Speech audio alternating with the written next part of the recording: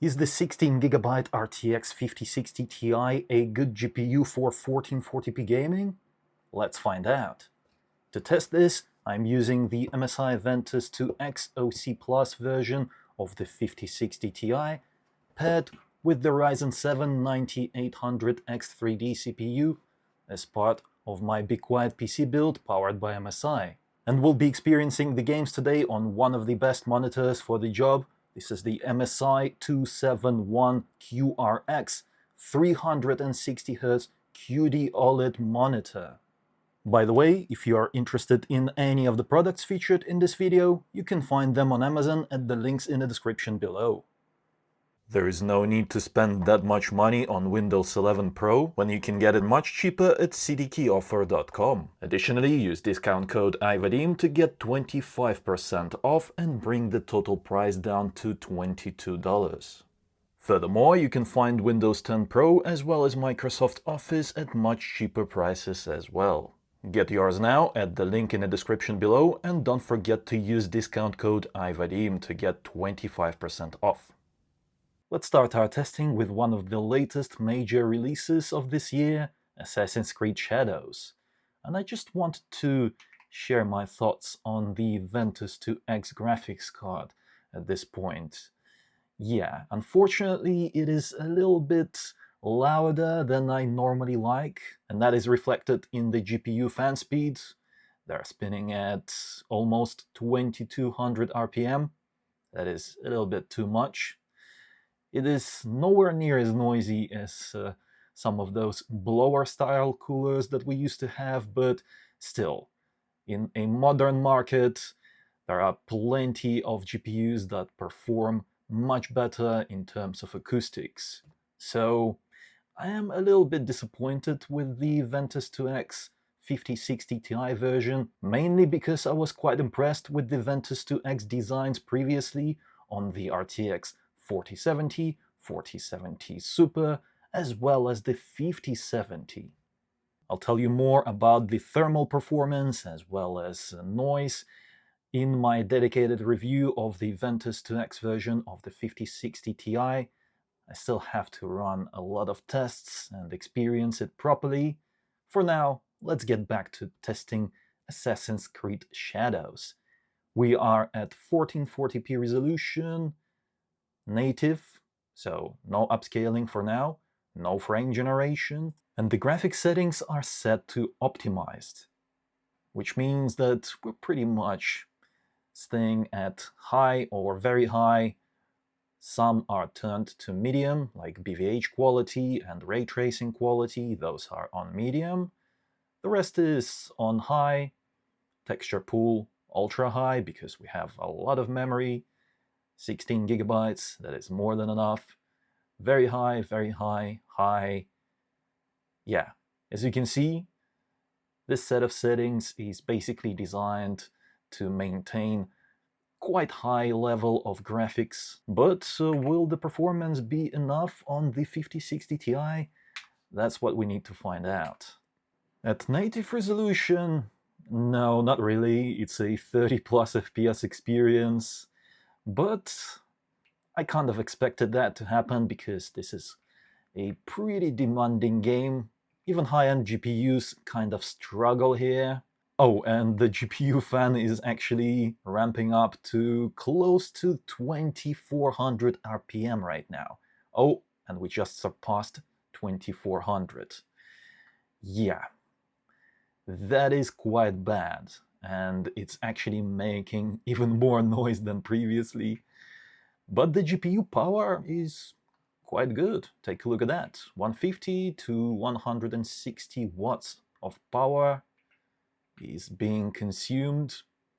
Not bad. Not bad at all. But we have to do something about that performance, and that means using DLSS upscaling. Let's set it to quality mode. This is better, but we're still far from that 60 FPS target. This is already quite playable, but I don't enjoy looking at below 50 FPS, especially on a high refresh rate monitor, such as this one right here. We have a lot of headroom. So yeah, 50 plus FPS feels okay, below 50, not so much. So we have to do something more about this thing. Of course, we could actually enable frame generation. Yeah, let's try it. Let's go ahead and enable frame generation. It's not ideal. Normally, you want 60-ish FPS to actually enable that, to have a good time, but let's see, maybe it will be good enough. We've rectified the image smoothness. However, the controls, they feel just a tiny bit less responsive than previously, although I can see myself getting used to playing this game like this. It's not a first-person shooter, so I think it is just barely good enough, in my opinion. We could lower the resolution upscaling quality a little bit more, but then we would lose some of those finer details. But maybe that is worth it. So let's go back to not using frame generation. Let's turn that off and lower the resolution upscaling quality to balanced. Okay, in terms of FPS, this is a little bit better. We're getting that 50 plus experience pretty much all the time, with very few dips below 50. So if you find yourself lacking that punchiness, responsiveness of the controls, then definitely lowering the resolution, upscaling quality is the way to go. Yeah, I think this looks good enough. I actually expected the image to look quite a bit worse, but it doesn't.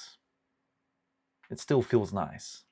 And by the way, this game doesn't use the latest DLSS version. We could override it using the NVIDIA app, but previously I tested it.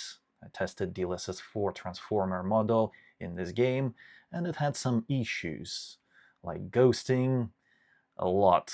So I think that this is actually the better option, just to keep the DLSS model that comes with the game, at least for now. Let's slap frame generation on top of this. The overall image presentation is much softer now compared to when we were using DLSS Quality mode, but I think this is still quite good. Especially since we're still getting to experience this game with ray tracing enabled, ray traced reflections as well. Beautiful, beautiful. And it is quite good to see that even the 5060 Ti can handle that now, although it must be noted that, yeah, just don't get the 8GB version of this GPU. Make sure that you get the 16GB version, because take a look at that VRAM usage. Above 8GB, close to 9GB of memory used. So if you want to experience all of the latest NVIDIA features, such as ray tracing and frame generation, which require additional video memory to run, then you better have enough memory. And 8GB of memory is not enough. And even if you just ignore those features, some of the latest games, they just require more than 8GB anyway. So yeah, 8GB graphics cards are pretty much dead to me in 2025. I will not recommend them ever again to play the latest games. Oh, and I almost forgot to mention my impressions of the controls responsiveness using this settings configuration. It is quite nice and responsive. Yeah, I think that this might be the way to go. If you feel like the image quality is just a little bit too soft for you, then go ahead and tweak some of those settings. You can always lower some of those graphic settings a little bit more to get a playable experience, even whilst using DLSS Quality mode. Just a reminder, we're currently on DLSS Balanced, using frame generation. Oh, and let's not forget that all of that is happening while the graphics card is sipping power. Take a look at that. Below 150 watts. Wow, that is impressive. Next up, Monster Hunter Wilds, another recently released title. This game features ray tracing and DLSS 3.7. This game also doesn't have native DLSS 4 support, but we can easily override it using the NVIDIA app. Just select the game and scroll down to DLSS override model presets and configure that to the latest. Hit apply, and it's done. Even though it still says DLSS 3.7 in the menu, we are actually using DLSS 4. Let's take a look at other settings, shall we? We are at 1440p resolution, and this is the set of settings that the game defaulted to when I first opened it up, so I'm guessing this is what Capcom wants us to use.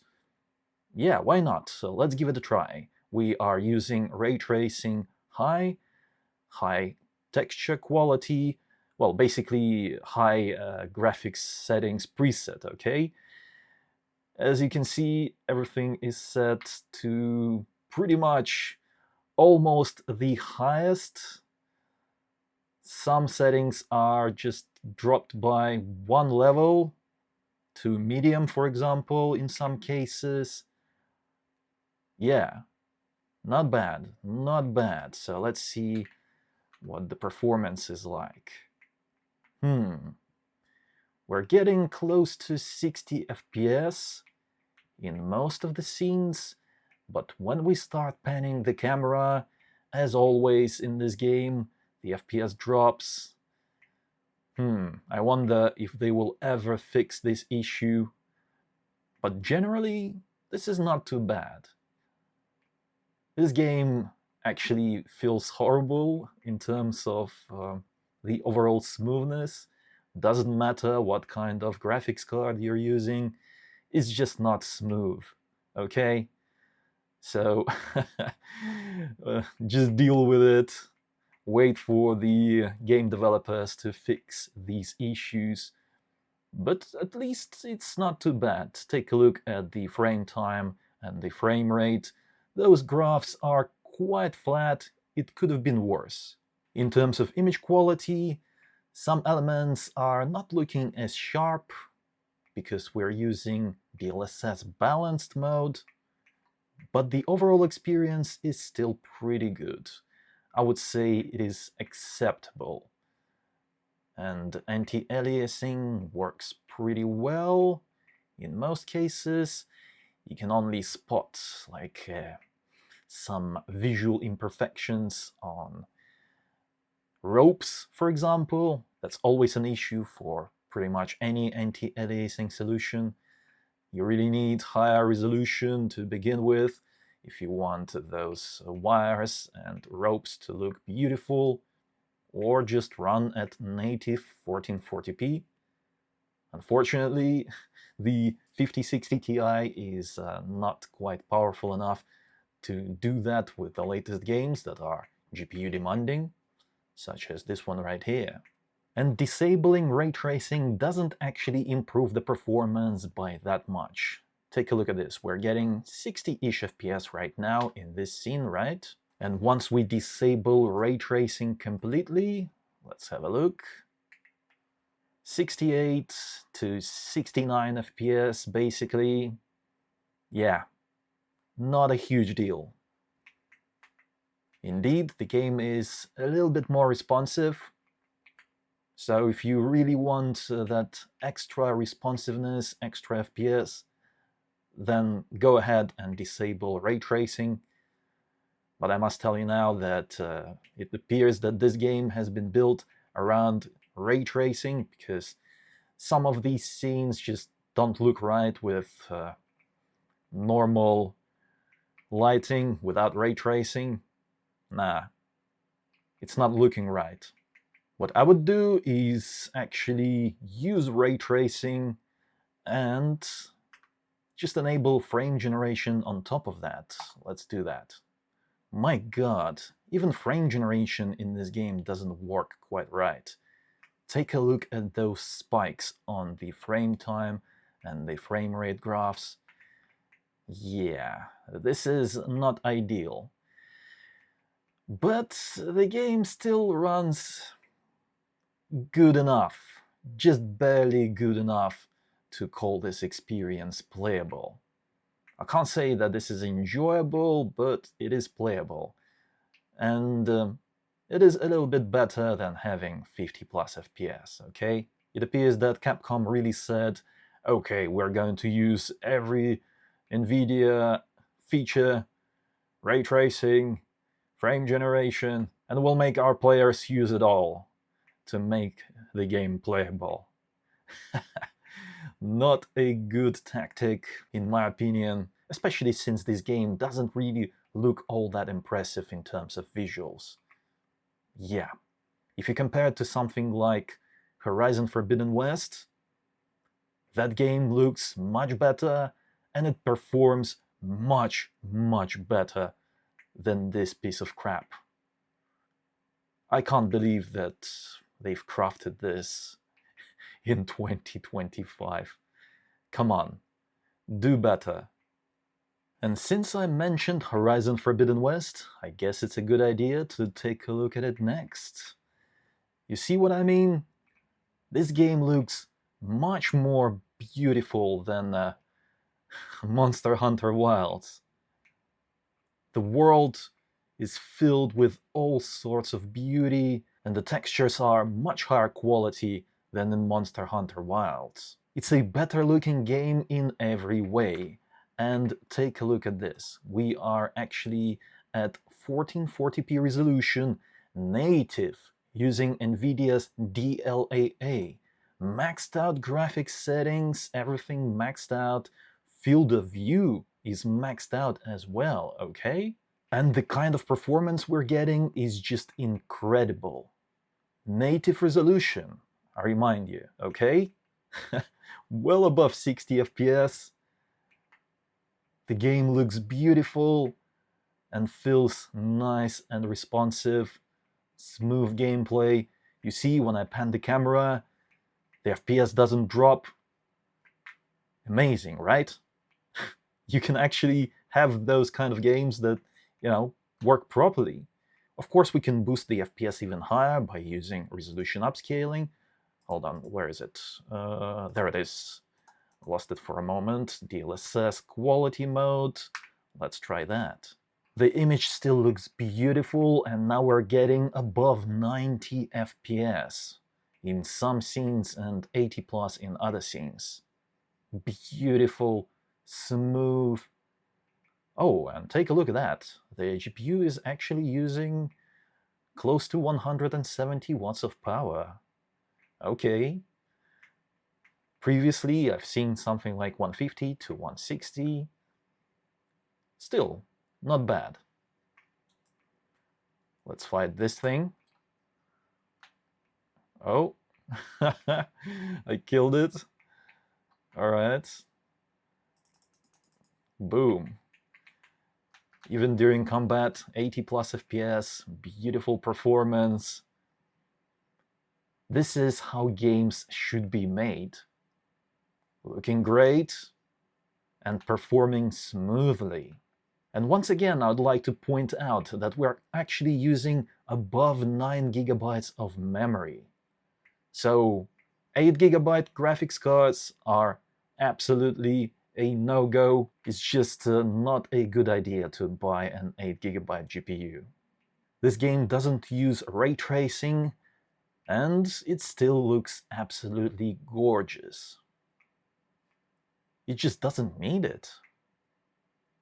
Kingdom Come Deliverance 2 comes with a native implementation of DLSS 4, so let's take a look at it.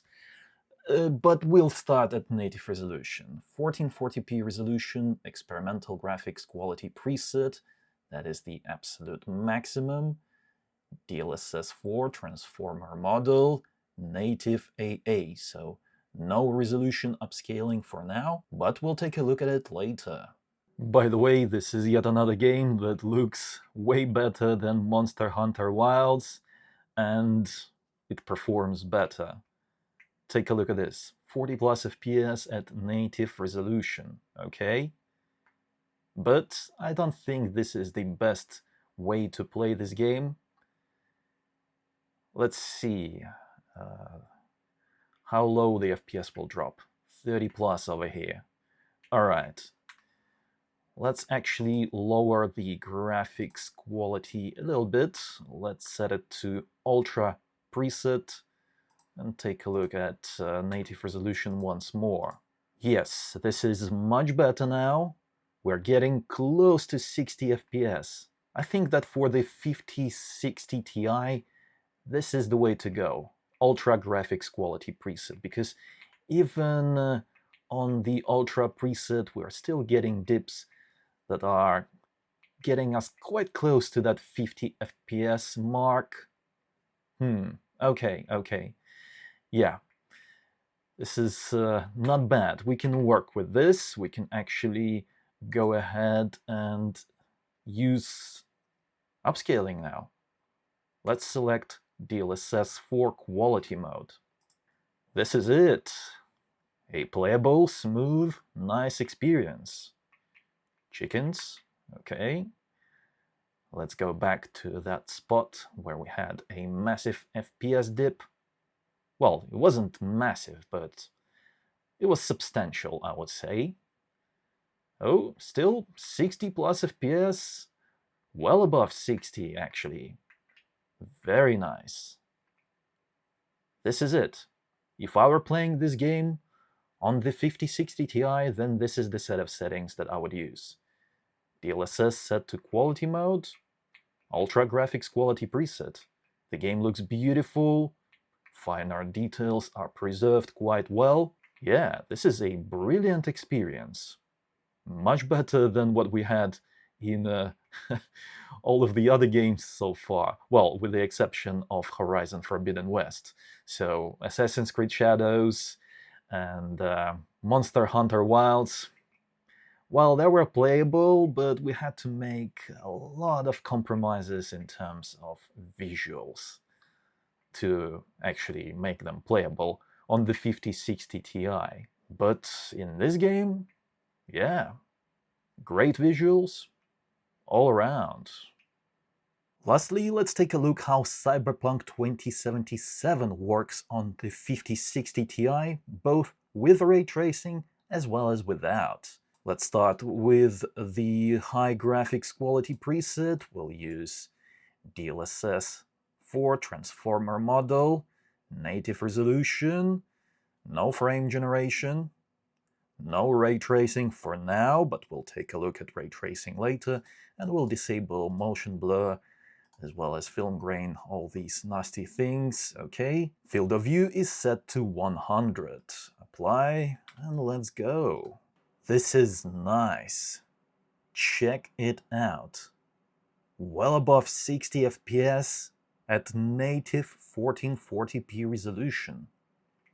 Beautiful. And this game looks quite good even without ray tracing. Obviously, ray tracing just gives it that edge in terms of visuals, and we can get an even higher frame rate with DLSS quality mode. Let's see what happens if we enable that. We're getting closer to that 120 FPS experience. We're not quite there yet, but damn, take a look at that, well above 100 FPS. That's good. Although the frame rate is quite spiky now. Yeah, for some reason, I just can't get this game to run smoothly, I mean completely smoothly, on these RTX 50 series GPUs. It's just giving me that spiky frame rate, although it still feels fine. It's not like it's stuttering, because take a look at the stuttering meter, 0%. So it's not a stuttering issue, it's just a slight frame rate issue. But damn, the game still feels responsive and smooth. It's not like it feels choppy. It doesn't. It doesn't feel choppy at all. We can boost the image fluidity even further using DLSS frame generation. Let's select the 2x mode, because in my opinion that is the best one available. It generates 1 frame per every real frame, which is like the perfect balance between image quality and image fluidity. Frame generation 3x and 4x are just introducing way too many visual issues for my liking. I don't like it. Although you might be okay with it, it's a personal preference. But if you're thinking of buying the 5060 Ti just to use that 3x and 4x mode frame generation, I don't think it's worth it. The 2x mode is good enough, and take a look at this. Haha. 160, 170 plus FPS in some scenes. The image fluidity is absolutely nuts, and because we had such a high base frame rate before we turned on frame generation, the control's responsiveness is off the charts. It is extremely responsive. Take a look at that. I pan the camera and the action is executed immediately. There is no lag, no perceivable latency. Let's take a look at the ray tracing experience now. I'll turn off frame generation, we'll keep DLSS resolution upscaling on quality, and let's go ahead and enable ray tracing now. Ray traced reflections, shadows, lighting on ultra. No path tracing for now, but we'll check it out later.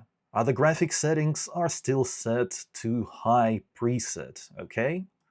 Let's enable that. Oh, and I almost forgot about ray reconstruction.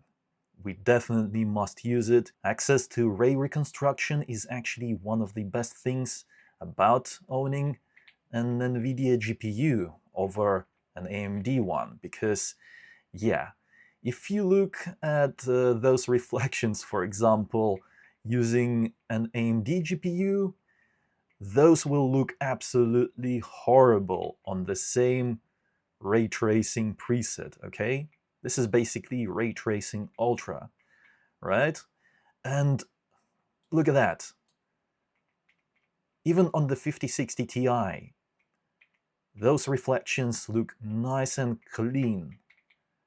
So all the noise is gone, right?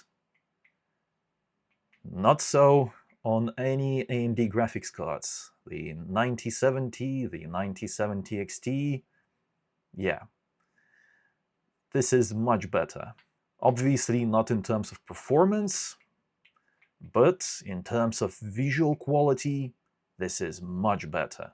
And even in terms of performance, we're still getting close to 50 FPS with very high level of ray tracing effects, okay? This is actually quite nice. We can actually lower the resolution upscaling quality to balanced to get a little better FPS. Let's take a look at that now. Okay, now we're talking. Take a look at this. 60 FPS and we still get all of those beautiful ray tracing effects. Very, very nice. Finally we can actually enjoy ray tracing in some of these games on a mainstream GPU. The 5060 Ti is mainstream, in my opinion. It is, of course, not as affordable as something like the true 60 class, the RTX 4060 or the upcoming 5060, but who knows? Maybe even the 5060 will do a good job at ray tracing. Although I really much doubt it, because that one is set to have just 8 GB of memory, so I take that back. It's definitely not going to handle ray tracing, because take a look at this. We're using 10 GB of memory. So scratch that. The RTX 5060 is not going to be a ray tracing GPU, because you need additional video memory to run ray tracing effects. and 8 GB is not enough. By the way, because we're using the latest DLSS 4 in this game, even on the 27-inch 1440p display, the image quality is quite impressive. Yes, it is quite impressive indeed. I like it. Honestly, if I wanted to play this game on the 5060 Ti, then this is the set of settings that I would use. High preset for graphics and ultra for ray tracing, okay? To make the experience even smoother, we can enable frame generation 2x on top of that. Now the image smoothness is through the roof, 90 plus FPS. The image quality is good enough, in my opinion. Yeah, this feels good. Oh, and by the way, just ignore the 1% lows. They're not being reported correctly. The image is absolutely smooth. The experience is beautiful. Yes, very nice indeed. And the last thing I want to check is path tracing performance on the 5060 Ti. So let's disable frame generation to see real FPS, but we'll keep the DLSS resolution upscaling unbalanced, just to give the tiny 5060 Ti a fighting chance, shall we? Path tracing is now enabled, so let's go ahead and reload the game. Okay, this is actually not too bad. Better than I expected. We're getting 40-ish FPS with path tracing enabled. What? Of course, this is not a native 1440p experience, but damn. We're using DLSS balanced, not even performance. Impressive. Let's see what happens if we actually enable DLSS performance mode. Will that be enough to at least get a somewhat playable experience? Let's see. Okay, 50-ish FPS. This is good enough, I think. If you want to experience ray tracing, well, not ray tracing, path tracing in this game, then the 5060 Ti can do it now. Of course, it's not a pleasant experience per se, but you can actually experience path tracing now. And DLSS performance mode is kind of okay now, even at 1440p. It's not fantastic, of course. We're losing a lot of finer details, and some of the visual issues are coming back because there's just not enough of information in those pixels to allow DLSS resolution upscaling to resolve all of the visuals properly. But damn, this is still playable. And just out of curiosity, let's take a look at how this set of settings performs at native resolution. Oh, below 20 FPS. It's a little bit of a slideshow, but my god, this is the 5060 Ti we're talking about. Using path tracing. What? Amazing. In conclusion, I am quite pleased with the RTX 5060 Ti 16GB version. Yes, this is a nice GPU to have if you want to play your games on a 1440p monitor. It's not gonna break your bank account the same way as something like the 5070 Ti will. But of course, you have to be okay with using resolution upscaling, in some cases quite aggressively, even DLSS balanced, or in some cases performance mode. If a game is extremely GPU demanding, but damn, this is still a pretty good experience, and even ray tracing is now okay, right? We can run games with ray tracing and enjoy them at normal frame rates. That is something that was not the case previously with the RTX 4060 Ti. And just a reminder, don't buy the 8GB version of the 5060 Ti. Always check that you're getting the 16GB model. What do you think about the 5060 Ti experience? Do you like it? Or is it not good enough? Let me know in the comments. Also, if you enjoyed this video, if you found it helpful, don't forget to reward my work with a like. It helps out a lot. And if you're interested in any of the products featured in this video, you can find them on Amazon at the links in the description below. Furthermore, subscribe for more videos like this if you haven't already. It was I, Vadim. Until next time.